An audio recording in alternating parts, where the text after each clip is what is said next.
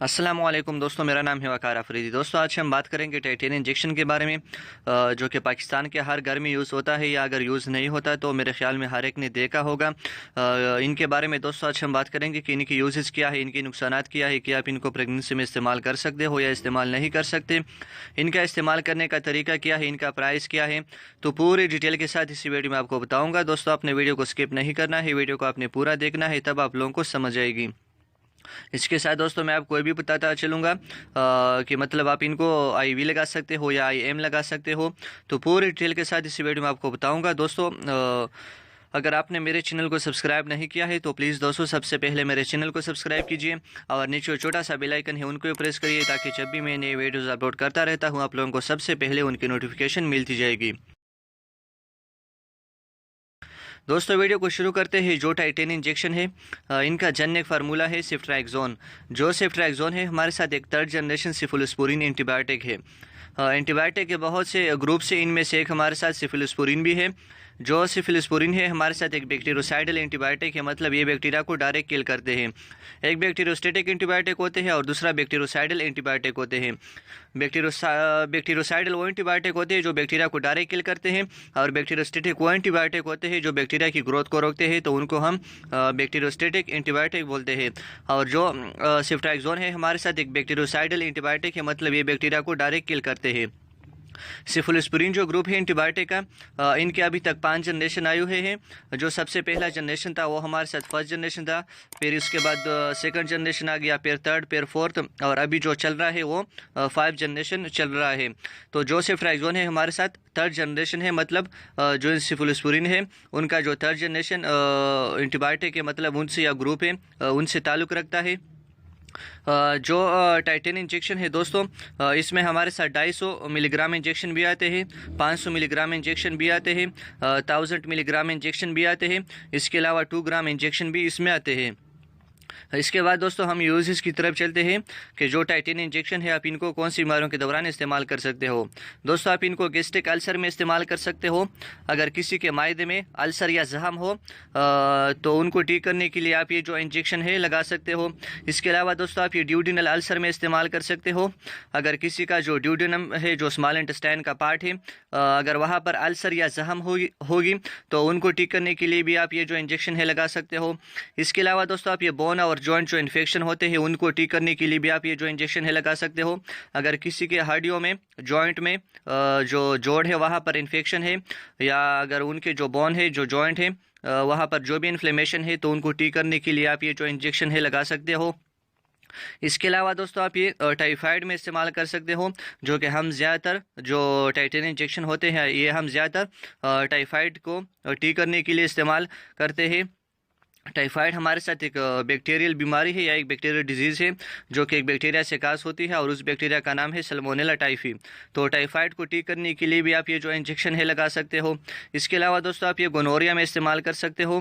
Gonorrhoea हमारे साथ दोस्तों एक सेक्सुअली ट्रांसमिटेड डिजीज़ है, मतलब ये सेक्स की वजह से एक आदमी से दूसरे आदमी में ट्रांसमिट या मुंतकिल हो सकती है।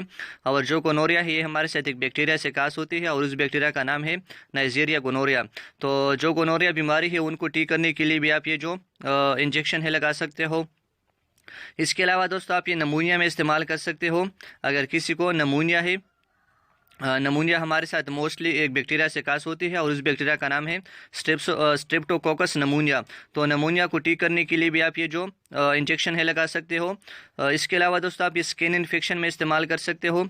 अगर किसी का जो स्किन है, चमड़ा है, वो किसी ट्रामा एक्सीडेंट में डैमेज हुआ है, या जो भी इन्फेक्शन है स्किन के ऊपर, चमड़े के ऊपर, तो उनको ठीक करने के लिए भी आप ये जो इंजेक्शन है लगा सकते हो। इसके अलावा दोस्तों आप ये मेनिंजाइटिस में इस्तेमाल कर सकते हो। मेनिंजाइटिस हमारे साथ दोस्तों एक बीमारी है मेनिंजिस की। मेनिंजिस लेयर है जो हमारे स्पाइनल कार्ड और ब्रेन में मौजूद होते हैं। अगर वहाँ पर इन्फेक्शन होती है या जो भी इन्फ्लेमेशन है मेनिंजिस में, तो उनको ठीक करने के लिए भी आप ये जो इंजेक्शन है लगा सकते हो। मेनिंजिस का काम यह होता है कि जो नर्व्स ट्रांसमिशन होती है, जो इम्पल्सेस होती है, मैसेज होती है, उसको आने जाने में हेल्प करता है। तो अगर वहाँ पर इन्फेक्शन है तो उनको ठीक करने के लिए भी आप ये जो इंजेक्शन है लगा सकते हो। इसके अलावा दोस्तों आप ये एंडोकार्डाइटिस में इस्तेमाल कर सकते हो। अगर जो हार्ट का लेयर है जो इसके इर्द गिर्द मौजूद होता है हार्ट के बाहर, जिसका नाम है एंडोकार्डियम, अगर वहाँ पर इन्फेक्शन है, जो भी इन्फ्लेमेशन है जो हार्ट का लेयर है उसमें, तो उनको ठीक करने के लिए भी आप ये जो इंजेक्शन है लगा सकते हो।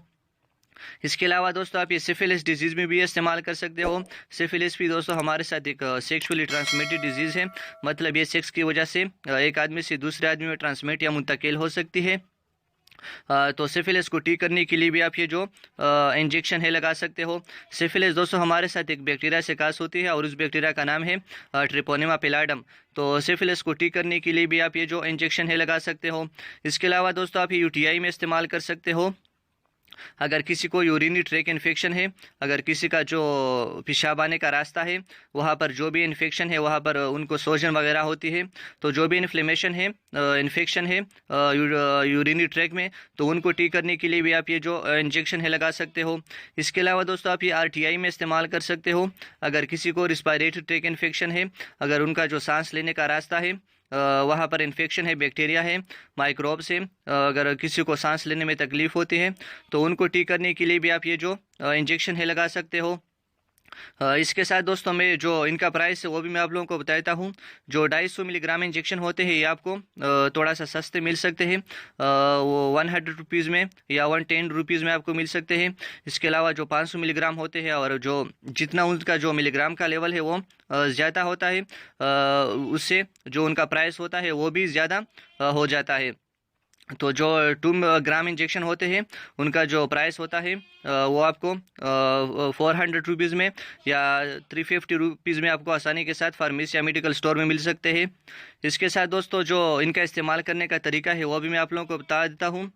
जो ये इंजेक्शन है, अगर किसी को एक्यूट इन्फेक्शन है, मतलब उनका जो बीमारी है वो बहुत सीवियर नहीं है, तो वो 2 इंजेक्शन लगा सकते हैं। 500 मिलीग्राम सुबह को लगा सकते हैं और 500 मिलीग्राम शाम को लगा सकते हैं। अगर उनका जो इन्फेक्शन है वो क्रोनिक है तो फिर वो 1 ग्राम इंजेक्शन सुबह को लगा सकते हैं और 1 ग्राम इंजेक्शन शाम को लगा सकते हैं। इसी तरह ये एज के ऊपर भी डिपेंड करता है। अगर किसी का जो एज है वो 16-18 साल से ज़्यादा है तो वो 1 ग्राम इंजेक्शन सुबह और शाम को लगा सकते हैं, एक सुबह को और एक शाम को लगा सकते हैं। अगर किसी का जो एज है वो 16-18 साल से कम है तो वो 500 मिलीग्राम सुबह को लगा सकते हैं और 500 मिलीग्राम इंजेक्शन शाम को लगा सकते हैं। इसके साथ दोस्तों मैं आपको ये भी बताता चलूँ कि जो टाइटेन इंजेक्शन है आप इनको प्रेगनेंसी में भी इस्तेमाल कर सकते हो, सेफली इस्तेमाल कर सकते हो। किसी भी जो भी इन्फेक्शन है प्रेगनेंसी के दौरान, जो फीमेल्स है उनको जो भी इन्फेक्शन है तो उनको ठीक करने के लिए आप ये जो इंजेक्शन है लगा सकते हो। इसके साथ दोस्तों मैं आपको ये भी बताता चलूँ कि जो टाइटेन इंजेक्शन है आप इनको आईवी भी लगा सकते हो और आईएम भी लगा सकते हो, मतलब आप इनको रग में भी लगा सकते हो और आप इसको मसल में भी लगा सकते हो। आपने याद रखना है अगर आप इनको मसल में लगाते हो तो फिर आपने इनको लिडोकेन के साथ, ज़ाइलोकेन के साथ आपने मिक्स करना है। अगर आप इनको रगों में आईवी लगाते हो तो फिर आपने इनको जो वाटर होता है, डिस्टिल वाटर होता है, उनके साथ आपने डाइल्यूट करना होता है। जो 500 मिलीग्राम इंजेक्शन होता है आपने इनको 5 ml जो वाटर होता है उनके साथ आपने डाइल्यूट करना है और फिर पेशेंट को आप लगा सकते हो। अगर आप इनको किसी को मतलब 1 ग्राम इंजेक्शन लगाते हो या 2 ग्राम इंजेक्शन लगाते हो तो फिर आपने इनको 10 ml जो वाटर होता है उनके साथ जो आता है उनके साथ आपने डाइल्यूट करना है, तो फिर आप किसी पेशेंट को लगा सकते हो। इसके बाद दोस्तों हम कांट्रा इंडिकेशन की तरफ चलते हैं कि जो टाइटेन इंजेक्शन है आपने इनको कौन सी बीमारियों के दौरान इस्तेमाल नहीं करना है। दोस्तों आप इनको हाइपर सेंसिटिविटी में इस्तेमाल नहीं करोगे। अगर कोई इन ड्रग से जो सेफ्ट्राएक्सोन है इनकी यूज़ की वजह से उसके बॉडी में एलर्जिक रिएक्शन काज हो जाते हैं तो वो ये जो इंजेक्शन है इस्तेमाल नहीं करेगा। इसके बाद दोस्तों हम साइड इफेक्ट की तरफ चलते हैं कि टाइटेन इंजेक्शन की ज़्यादा यूज़ की वजह से आपके बॉडी में कौन से नुकसानात कास हो सकते हैं। इनकी ज़्यादा यूज़ की वजह से आपको दोस्तों जॉन्डिस कास हो सकता है। जो आपका बिलिरुबिन का लेवल है वो थोड़ा सा ज़्यादा हो सकता है, मतलब जो आपका स्किन है, जो आई है, वहाँ पर आपको थोड़ा सा येलोनेस फील हो सकता है। वहाँ पर थोड़ा सा मतलब येलो होगा जो आपका स्किन है, और जो स्क्लेरा है आई का वहाँ पर जॉन्डिस होगी। इसके अलावा दोस्तों आपको थ्रोम्बोसाइटोसिस हो सकता है। जो आपका प्लेटलेट्स का लेवल है वो थोड़ा सा ज़्यादा हो सकता है जिसको हम थ्रोम्बोसाइटोसिस बोलते हैं। इसके अलावा दोस्तों आपको वोमिटिंग आ सकते हैं जिसको हम उल्टी आना बोलते हैं। और इसके अलावा जो जहाँ पर हम इंजेक्शन लगाते हैं वहाँ पर जो पेशेंट है, बंदा है, उनको पेन या दर्द भी हो सकता है जिस जगह पर या जिस जो एरिया है वहाँ पर हम इंजेक्शन लगाते हैं। इसके अलावा दोस्तों आपको न्यूट्रोपीनिया हो सकता है, जो आपका न्यूट्रोफिल्स का लेवल है वो थोड़ा सा कम हो सकता है, जिसको हम न्यूट्रोपीनिया बोलते हैं। इसके अलावा दोस्तों आपको डायरा हो सकता है, जिसको हम दस्ताना बोलते हैं या साल की बीमारी बोलते हैं। दोस्तों ये थी आज की एक छोटी सी वीडियो। अगर आपको ये वीडियो पसंद आई हो तो प्लीज़ दोस्तों इस वीडियो को लाइक कीजिए और अपने दोस्तों के साथ शेयर कीजिए, और मेरे चैनल को भी ज़रूर सब्सक्राइब कीजिए, क्योंकि मुझे आपकी सपोर्ट की ज़रूरत है और आपकी सपोर्ट की वजह से मैं आगे नहीं चल पाऊँगा। तो दोस्तों आपने मेरे वीडियोज़ को भी ज़रूर लाइक करना है, और जो चैनल है उसको भी सब्सक्राइब कीजिए अगर आप मेरे चैनल पर नए हैं।